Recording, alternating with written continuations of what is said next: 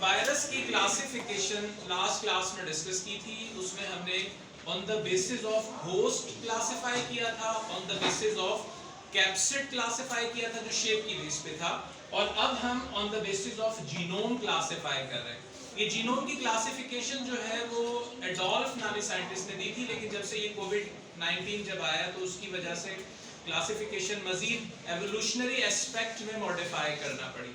अब हम देखते हैं कि जीनोम आपको पता है जेनेटिक मटेरियल को कहा जाता है। जो न्यूक्लिक एसिड है उसमें दो कैटेगरी है। कुछ वायरसेस डीएनए बेस होते हैं, जीनोम उनका डीएनए होता है, और कुछ वायरसेस का आरएनए होता है। अब जिन वायरसेस का डीएनए है उसको भी मजीद स्टडी करने पर क्लासिफाई किया है कि डबल स्ट्रैंडेड डीएनए है या सिंगल, दोनों वायरसेस मिलते हैं। और जब ये होस्ट बॉडी में एंटर होते हैं तो उसके लिए इन्होंने पहला प्रोसेस वही करना होता है, होस्ट बॉडी की सेल मेम्ब्रेन के साथ कनेक्ट हुए, एंजाइम से होल किया और अपना डीएनए उसमें एंटर कर दिया। अच्छा, हम ये जानते हैं कि नॉर्मल प्रोसेस क्या होता है कि बॉडी का डीएनए पहले मैसेंजर आरएनए बनाता है। अगर बाहर कोई चीज प्रिपेयर करनी होती है तो मैसेंजर आरएनए ट्रांसक्रिप्ट की फॉर्म में न्यूक्लियस से बाहर आता है और फिर जाकर राइबोसोम से कनेक्ट होकर उसकी ट्रांसलेशन होती है और जो उस पर लिखी हुई रेसिपी होती है वो बनना शुरू हो जाती है। यहाँ पर भी प्रोसेस हम वही देख रहे हैं, लेकिन जब ये डीएनए इसमें एंटर हुआ जो वायरस का था, वो पहले जाएगा न्यूक्लियस में, और न्यूक्लियस में जाने के बाद वो होस्ट का एंजाइम यूज करेगा मैसेंजर आरएनए बनाने के लिए, और फिर messenger RNA as a transcript जब वो बाहर भेजेगा तो उस पर रेसिपी वही लिखी होगी जो वायरस की बॉडी का मटेरियल बनाने की थी।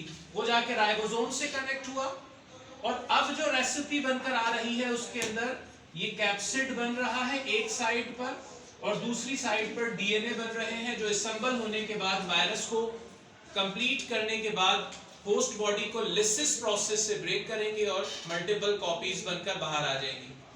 सेकंड जो कैटेगरी है वो सिंगल स्ट्रैंडेड की है।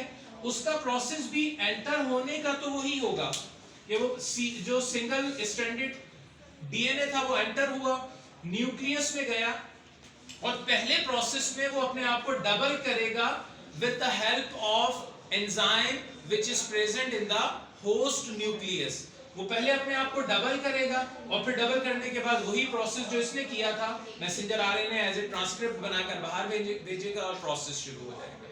ये दोनों थे डीएनए वाले। अब हम आरएनए की बात करें तो आरएनए को हम जिस तरह से स्टडी करते हैं उसके अंदर सिंगल स्ट्रैंडेड अगर हम आरएनए की बात करते हैं तो उसमें पॉजिटिव सेंस और नेगेटिव सेंस दो वायरसेस होते हैं। पहले पॉजिटिव सेंस की एग्जांपल लेते हैं। इसमें भी हम इसी तरह की एक वायरस की शेप ले लेते हैं कि एक वायरस है जो इस शेप का है, और जब वो होस्ट बॉडी के साथ टच होने के बाद अपना आरएनए अंदर भेजता है तो उसके आरएनए को बॉडी डिटेक्ट करती है एज ए मैसेंजर आरएनए, क्योंकि वो आरएनए तो है लेकिन बॉडी के अंदर जाके वो मैसेंजर आरएनए बन जाता है और जाकर डायरेक्ट वो कनेक्ट हो जाता है किनके साथ, राइबोसोम्स के साथ, और उसको स्टडी यानी कि उसकी रीडिंग शुरू हो जाती है जिसे ट्रांसलेशन कहा जाता है। और ट्रांसलेट के ऊपर वही लिखा है कि एक साइड के ऊपर उसका आरएनए बन जाए और दूसरी साइड के ऊपर प्रोटीन का कैप्सिड बनना शुरू हो जाए। तो इस तरह से ये डायरेक्ट जाकर एज ए मैसेंजर आरएनए काम करता है। सेकंड कैटेगरी उसकी नेगेटिव सेंस की है।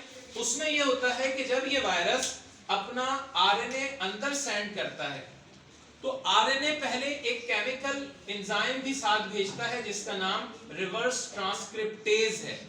वो रिवर्स ट्रांसक्रिप्टेज क्या करता है, इस आने वाले आरएनए को पहले वो कन्वर्ट करता है मैसेंजर आरएनए में, और फिर मैसेंजर आरएनए जाके राइबोसोम के साथ लगता है और फिर उसकी रीडिंग शुरू हो जाती है जिसे ट्रांसलेशन कहा जाता है।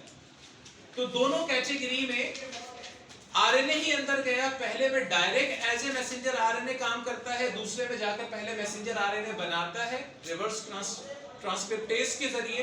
प्रोसेस रिवर्स ट्रांसक्रिप्शन कहलाता है और उसके बाद उसकी ट्रांसलेशन शुरू हो जाती है। फिर हम सिंगल स्ट्रैंडेड आरएनए वाला लेकिन विद डीएनए होता है। इसमें प्रोसेस ये होता है कि जब ये होस्ट बॉडी में एंटर होता है तो पहले जाकर ये डीएनए बनाता है with the help of enzyme, और फिर डीएनए की रीडिंग इसी तरह से शुरू हो जाती है जिस तरह से एक नॉर्मल सेल का प्रोसेस चल रहा होता है। और इसकी सेकंड कैटेगरी में सिंगल स्ट्रैंडेड डीएनए में विद आरएनए जब वो होस्ट बॉडी में जाता है तो वहां पर पहले वो डीएनए से आरएनए बनवाता है मैसेंजर आरएनए का, और फिर मैसेंजर आरएनए की ट्रांसलेशन शुरू हो जाती है। तो ये कैटेगरीज वो थी जो वायरसेस की on the basis of genome की गई थी।